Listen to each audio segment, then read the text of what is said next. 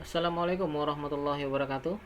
Baik, terkait dengan pemeriksaan kas dan setara kas, kita mulai dulu dari pengertian kas. Jadi, secara yang paling simpel, kas itu adalah merupakan alat pembayaran yang siap dan bebas untuk digunakan untuk membiayai kegiatan umum perusahaan menurut standar akuntansi keuangan. Jadi, yang harus Anda garis bawahi itu adalah kas itu merupakan alat pembayaran yang siap dan bebas untuk digunakan. Ini kata kuncinya. Ya, siap dan bebas. Oke. Apa saja kas itu Anda telah ketahui, ada petty cash, kemudian ada cash on hand, kemudian ada lagi cash in bank. Ya. Nah, bisa dalam bentuk uang tunai, rekening giro, dan cek tunai yang jatuh tempo. Lalu kemudian setara kas. Setara kas merupakan investasi jangka pendek dan sangat liquid tentunya yang dimiliki untuk memenuhi komitmen kas jangka pendek. Misalnya bisa dicairkan kurang dari 3 bulan tanpa menghadapi perubahan nilai yang signifikan dalam 3 bulan tersebut. Jadi yang harus digarisbawahi, yang harus Anda ingat bahwa dalam setara kas itu komitmennya adalah komitmen kas jangka pendek. Oke. Contohnya tentu saja deposito yang jangka waktunya kurang dari 3 bulan. Ini sudah disampaikan tadi oleh temannya. Kemudian yang tidak termasuk kas, nah hati-hati di sini, yang tidak termasuk kas itu adalah deposito berjangka tentunya yang lebih atas 3 bulan atau time deposit. Kemudian sinking fund atau uang yang disediakan untuk tujuan-tujuan tertentu sehingga penggunaannya terikat, tidak bebas untuk digunakan atau tidak siap dan tidak bebas untuk digunakan. Itu yang digarisbawahi tadi. Contohnya apa? Contohnya adalah dana pensiun. Kemudian apalagi? Kemudian cek mundur. Ya, cek mundur yang tanggalnya itu mundur, yang artinya tidak siap untuk diuangkan suatu waktu, ya, atau post date check. Ini tidak dapat digolongkan ke dalam kas sebelum jatuh tempo. Kemudian perangko tentu saja, perangko tidak termasuk ke dalam kas. Kenapa? Karena Anda memang tidak bisa uh, belanja, ya, perangko tersebut tidak bisa Anda gunakan sebagai alat tukar. Karena tidak bisa membeli sebuah barang dengan membayar dengan menggunakan perangko. Oke. Apa saja siklus transaksi yang berkaitan dengan kas? Tentu saja sebetulnya hampir seluruh transaksi dalam accounting itu berkaitan dengan kas. Menurut Arens, Beasley, dan Elder tahun 2008, nah kita pecah-pecah dulu. Yang pertama ini adalah terkait dengan capital acquisition dan repayment cycle. Siklus pembelian dan pembayaran, mari kita lihat. Nah, di sini kan ada ini dalam hal capital stock, ya. Dalam kita lihat ketika ada isu stok, ketika mengeluarkan saham, maka perusahaan akan menerima kas. Ketika perusahaan membayar dividen, maka kas akan keluar. Ya, yang pertama adalah kas, itu terkait dengan pembelian dan pembayaran kembali, dalam hal ini saham misalnya. Kemudian yang kedua apa? Pada saat akuisisi dan payment cycle. Nah, dalam pembelian dan pembayaran, dalam hal ini yang paling simpel itu adalah utang usaha. Ini kita lihat ketika account payable atau utang usaha itu dibayar, atau ketika perusahaan membayar utang usaha, maka kas akan keluar, ya, berkaitan lagi dengan kas. Lalu apalagi siklus yang berkaitan dengan kas? Sales and collection cycle atau penjualan dan piutang, ya, penagihan piutang. Coba kita lihat ketika account receivable itu dikredit, kemudian tentu ada di situ ada cash discount. Ketika ada cash discount, AR-nya berkurang, dan pada saat itu kas di bank masuk. Ini ketika kas di bank masuk ketika terjadi penjualan, ya. Kas masuk ketika perusahaan mengambil diskon tunai, ya. Itu jadi kas juga, berkaitan juga dengan kas. Kemudian lagi payroll and personnel cycle.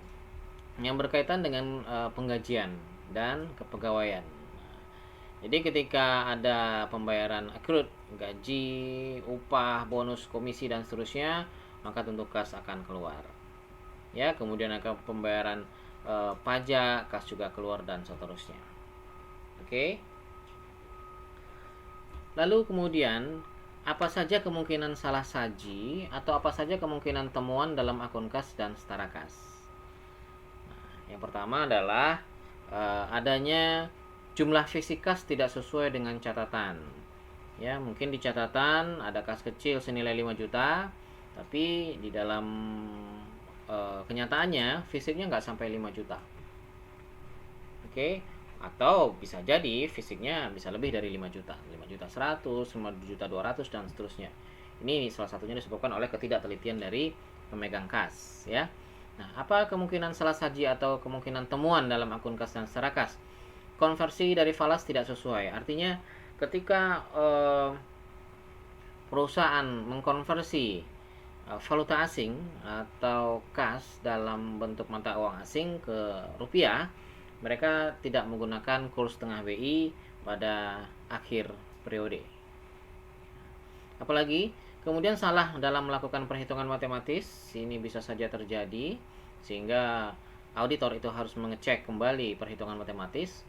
Kemudian klien atau perusahaan bisa jadi belum mencatat pembebanan atas kas yang sudah dikeluarkan. Jadi dalam hal ini misalnya si perusahaan itu sudah melakukan pembelian, anggaplah misalnya melakukan pembelian ATK senilai 100.000, uang sudah diminta ke bagian pengelola uang atau ke kasir atau ke finance, sudah diminta uang, lalu sudah dibelanjakan uang tersebut, lalu sudah diterima kwitansinya, lalu kwitansi tersebut sudah diserahkan kembali ke bagian kasir atau bagian pemegang uang, tapi uang tersebut kwitansi tersebut belum dicatatkan sebagai beban pembelian ATK, ya, belum dicatatkan sebagai pembelian ATK, ya, belum dicatatkan sebagai perlengkapan kantor. Oke. Kemudian belum mencatat penerimaan kas dari penjualan dan penagihan. Nah, ini bisa saja terjadi di mana perusahaan itu sudah menerima kas, namun uangnya langsung dimasukkan ke brankas, lalu kebetulan hari sudah sore, perusahaan tutup, dan si bagian pemegang uang atau bagian pemegang catatan itu tidak langsung mencatat kas yang diterima tersebut. Sehingga ketika itu terjadi berulang kali dan bertumpuk-tumpuk, akhirnya akan kehilangan catatan, akan kehilangan kas dalam catatan. Kemudian bisa jadi di dalam kas itu perusahaan belum mencatat pengeluaran kas dari pembelian utang usaha. Jadi ketika melakukan pembelian atau ketika membayar utang usaha, itu bisa saja perusahaan belum melakukan pencatatan atas pengeluaran kas tersebut. Nah, hal inilah yang bisa menyebabkan dalam catatan itu kas hilang. Kemudian salah mencatat periode penerimaan atau salah mencatat periode pengeluaran kas. Dalam artian apa? Dalam artian misalnya perusahaan itu menerima cash tahun 2020 per 31 Desember 2020, tapi bisa saja dicatat di 2021 atau sebaliknya. Kas yang diterima di tahun 2021 tapi dicatat pada periode 2020. Salah mencatat periode penerimaan. Lalu ada transaksi kas belum semuanya dicatat. Ya, transaksi kas belum semua dicatat. Ada berbagai transaksi yang harusnya dicatat itu belum dicatat oleh bagian finance atau bagian kasir dan seterusnya. Oke, itu adalah kemungkinan salah saji atau kemungkinan temuan dalam akun kas dan setara kas. Lalu kemudian pertanyaannya, kenapa kas itu harus diaudit? Kenapa kas dan setara kas harus diaudit? Tentu ada tujuannya. Tujuannya adalah yang pertama untuk memahami apakah terdapat pengendalian intern yang baik atas kas dan setara kas. Kemudian yang kedua, tujuan audit kas dan setara kas itu adalah untuk mengetahui apakah posisi kas dan setara kas pada tanggal neraca itu benar-benar ada dan merupakan milik perusahaan, atau asersinya adalah eksistensi and ownership, atau eksistensi and occurrence. Jadi kita harus pastikan bahwa kas, sebagai auditor kita harus pastikan bahwa kas yang dimiliki oleh perusahaan itu memang betul-betul ada. Kemudian semua transaksi kas dan setara kas itu telah dicatat dengan lengkap. Jadi audit itu tujuannya adalah untuk memastikan apakah semua transaksi kas dan setara kas itu telah dicatat dengan lengkap. Ya, tidak ada transaksi yang tidak tercatat dan merupakan transaksi yang kas, yang sah tentunya. Completeness asersinya. Kemudian kas dan setara kas itu diaudit adalah untuk memastikan apakah kas di bank seperti yang dinyatakan dalam rekonsiliasi itu telah dijumlahkan dengan benar dan sesuai dengan buku besar atau general ledger, mathematical accuracy, ya, prosedurnya. Oke, kemudian apalagi tujuan audit kas dan setara kas? Kas di bank seperti dinyatakan dalam rekonsiliasi adalah sah dan benar. Kemudian transaksi penerimaan dan pengeluaran kas dicatat dalam periode yang tepat. Ya, seperti yang disampaikan tadi, 2020 adalah transaksi 2020 dicatat untuk 2020, 2021 dicatat untuk 2021 dan seterusnya. Oke. Kemudian kas dan setara kas itu diaudit tujuannya adalah untuk memastikan apakah kas dan setara kas telah diungkapkan dengan benar atau disclose, ya. Disclosure asersinya. Pastikan bahwa seluruh kas dan setara kas itu sudah diungkapkan dengan benar. Oke, nah untuk menjaga aset ini, kas dan setara kas ini, agar pencatatannya dapat diyakini, agar penyajiannya dapat diyakini sesuai dengan prinsip akuntansi yang berlaku umum, maka tentu saja harus diterapkan pengendalian internal yang baik. Bagaimana? Apa saja kira-kira pengendalian internal kas dan setara kas? Secara umum, karena kas ini terkait dengan penerimaan, penyimpanan dan pengeluaran, yang lebih utama adalah penerimaan kas dan pengeluaran kas, maka pengendalian internal yang kita bahas di sini adalah pengendalian internal terkait dengan penerimaan kas dan pengeluaran kas. Nah, pengendalian internal terkait dengan penerimaan kas adalah yang pertama, semua penerimaan kas itu harus segera dicatat. Jadi, ketika ada kas diterima, langsung catat. Kas diterima, langsung catat. Ya. Nah, kemudian yang kedua pengendaliannya adalah sebaiknya semua penerimaan kas pada hari itu juga harus disetor ke bank. Jadi ketika hari Senin ada penerimaan kas, setorkan ke bank hari itu juga. Ketika ada penerimaan kas, setor hari itu juga. Apa gunanya? Yang pertama adalah untuk keamanan. Ya, ketika Anda meninggalkan kantor nantinya sore sampai malam, itu petugas security tidak terlalu berat bebannya, ya. Kemungkinan kehilangan kas karena adanya kasus pencurian itu kemungkinannya kecil, ya. Kemungkinan kehilangan aset itu relatif kecil karena seluruhnya sudah disetorkan ke bank. Yang kedua, dari sisi selain dari sisi keamanan dari sisi pencatatan, karena setelah disetorkan ke bank tentu ada pencatatan yang mengikutinya. Setidaknya ada slip setoran yang bisa dijadikan sebagai bukti yang kompeten. Kemudian bagaimana pengendalian penerimaan kas? Tentu saja sesuai dengan pelajaran sistem akuntansi bahwa adanya pemisahan fungsi antara petugas yang menerima kas dengan petugas yang mencatat. Ya, pastikan pemisahan fungsi tugas yang menerima dengan petugas yang melakukan pencatatan dan mengelola kas tersebut. Oke. Selanjutnya itu yang secara umum. Kemudian yang kedua adalah pengendalian pengeluaran kas. Secara umum bagaimana? Yang pertama adalah semua pengeluaran kas itu sebaiknya dilakukan dengan menggunakan cek. Jadi setiap pengeluaran itu bisa nanti ditelusuri ke cek yang dikeluarkan.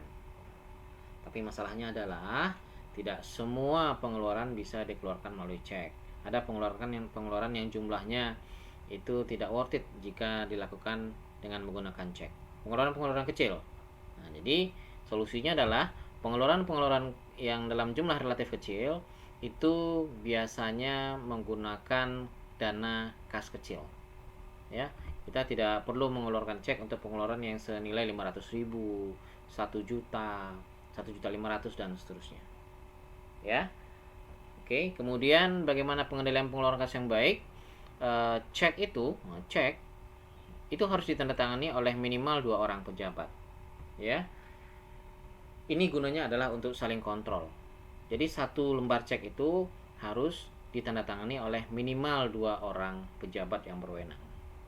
Ketika satu cek sudah ditandatangani oleh 2 orang pejabat yang berwenang minimal, itu kontrol atas pengeluaran cek itu akan lebih kuat. Kemudian, hati-hati jika ada cek yang batal.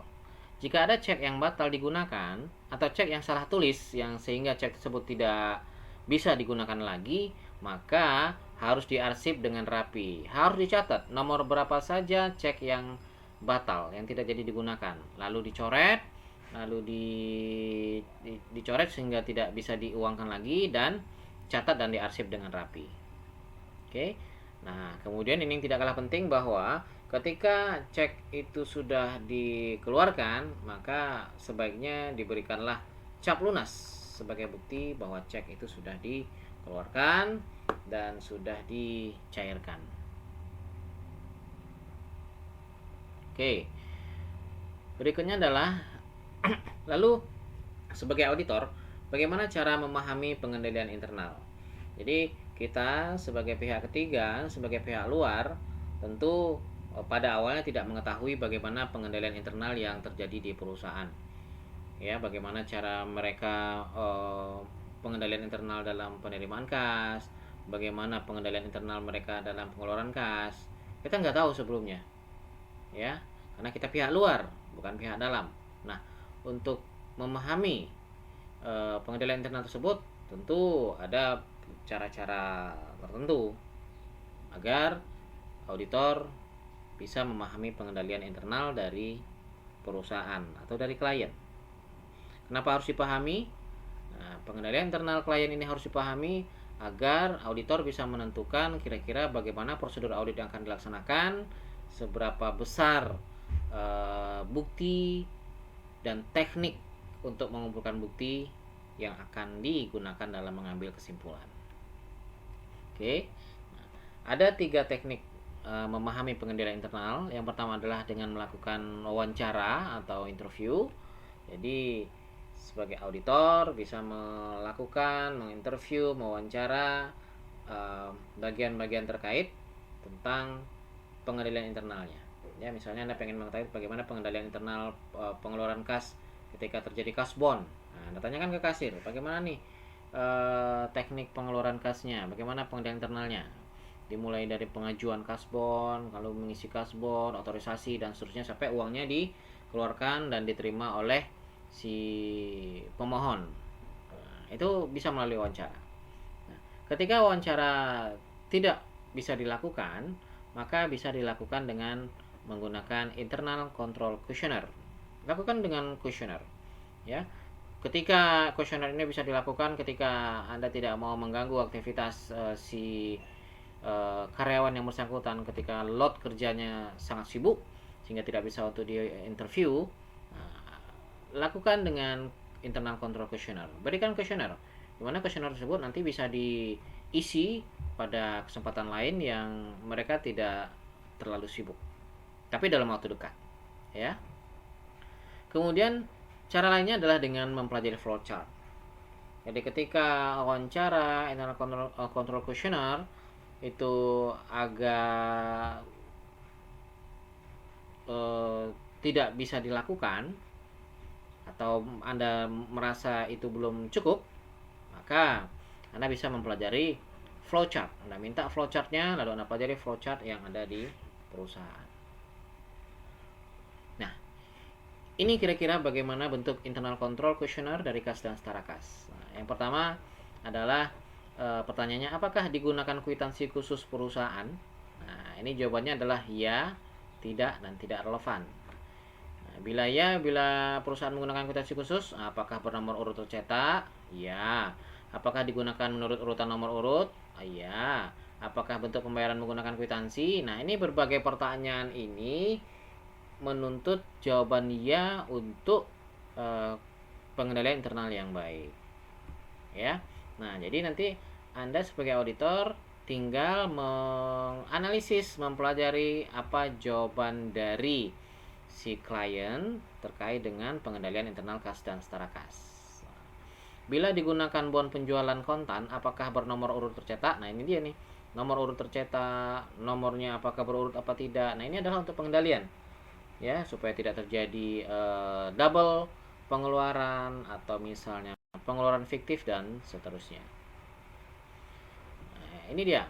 Bila tidak digunakan kwitansi atau bon, apakah perusahaan menggunakan cash register untuk mengadministrasikan penerimaan? Nah, ini dia cash register. Salah satu bentuk kontrol terhadap kas. Apakah hasil penerimaan baik dari penjualan tunai maupun penagihan piutang disetorkan secara utuh ke bank paling lambat keesokan harinya? Nah, ini dia yang disampaikan tadi. Jadi ketika perusahaan itu menerima uang dari hasil penagihan piutang atau dari penjualan tunai, nah, seperti disampaikan tadi, itu langsung disarankan untuk disetorkan ke bank pada hari itu juga atau paling lambat keesokan pagi ketika aktivitas transaksi belum dimulai. Nah, ketika itu rutin dilakukan oleh perusahaan, maka Anda bisa mendeteksi, bisa mengambil kesimpulan bahwa pengendalian internal perusahaan terkait dengan hal tersebut itu kuat. Pengendalian internalnya kuat. Kenapa? Ada uang, misalnya hari Senin, ada uang hari itu mulai dari transaksi jam 9 sampai jam 2. Nah, itu akan disetorkan ke bank langsung pada hari itu juga. Nah, ketika ada penerimaan yang mepet-mepet ketika kantor tutup, nah itu tentu bank juga sudah tutup, maka itu dikumpulkan dan harus disetorkan paling tidak selamat-lamanya besok paginya. Ya, besok paginya harus disetorkan. Nah, kenapa? Ya untuk menghindari terjadinya salah catat atau kehilangan cash dan seterusnya. Itu adalah pengendalian internal yang baik. Kemudian apakah penyetoran dilakukan oleh pegawai yang bukan pemegang buku piutang? Nah, ini ketika dilakukan oleh setoran ini bukan oleh pemegang buku piutang, ini akan sangat baik sekali pengendaliannya. Kenapa? Karena bisa saja bagian piutang itu memegang uang dan uang tersebut tidak dicatatkan sebagai pelunasan piutang, maka piutang tadi bisa overdue. Akhirnya piutang tersebut belum terlunasi padahal uangnya sudah diterima dan uangnya bisa digunakan oleh si pemegang piutang tadi. Ya, jadi tidak ada kontrol di situ. Maka ketika si pemegang uang berbeda dengan si pemegang catatan piutang, itu kontrolnya bagus. Artinya adanya pemisahan fungsi. Ya. Kemudian apakah tugas kasir terpisah dari pembukuan piutang? Ya. Apakah tugas kasir terpisah dari pembukuan? Oh, ini ada 2 kali ya. Ini sekali saja. Apakah tugas kasir terpisah dari pembukuan piutang? Nah, ketika iya, ya itu adanya pemisahan fungsi, itu internal kontrolnya baik. Oke. Nah, untuk pengeluaran cek misalnya, apakah semua pembayaran kecuali pengisian dana khusus dilakukan dengan cek? Nah, itu tadi. Disarankan seluruh pengeluaran itu menggunakan cek agar lebih tercatat dan nomornya bisa ditelusuri. Tapi ketika pengeluarannya tidak mungkin menggunakan cek dan biayanya lebih mahal ketika menggunakan cek, maka gunakanlah fasilitas petty cash atau kas kecil. Oke. Kemudian apakah penandatanganan cek terpisah dari orang yang menyimpan uang kas dan pemegang buku? Pemisahan fungsi. Jadi ketika ada pemisahan fungsi di sana, ketika ada pemisahan fungsi dalam pengendalian internal, itu bisa Anda simpulkan bahwa pengendalian internal atas kas dan setara kas itu memadai. Oke. Kas kecil juga sama seperti itu. Ya, nah selain pertanyaan di atas, Anda bisa juga menemukan nantinya dari hasil observasi Anda kelemahan-kelemahan lain yang tidak tercantum pada pertanyaan-pertanyaan yang ada tadi. Oke. Itu internal control questionnaire. Lalu kemudian bagaimana dengan flowchart? Ya, Anda minta saja flowchart. Ketika Anda tidak puas mungkin atau bukti belum cukup dengan internal control questionnaire, maka Anda bisa meminta flowchart. Ya, Anda sudah tahu apa itu flowchart, bagan-bagannya, lalu Anda bisa pelajari. Ini hanya potongan saja, nah, sehingga tidak mulai dari awal ya. Nah, jadi ini ada sales order, kemudian dan seterusnya. Anda lihat ini, apakah alirannya memang mengalir sesuai dengan apa yang sebaiknya? Apakah aliran ini memang menggambarkan adanya pengendalian internal yang baik, adanya kontrol yang baik terhadap kas dan setara kas? Anda bisa simpulkan, lalu kemudian Anda matchkan dengan hasil wawancara, mungkin Anda harus matchkan juga dengan hasil dari internal control questionnaire. Lalu bisa Anda simpulkan dan bisa Anda tentukan bukti-bukti yang akan Anda kumpulkan. Oke, demikian saja untuk yang tahap pertama. Assalamualaikum warahmatullahi wabarakatuh.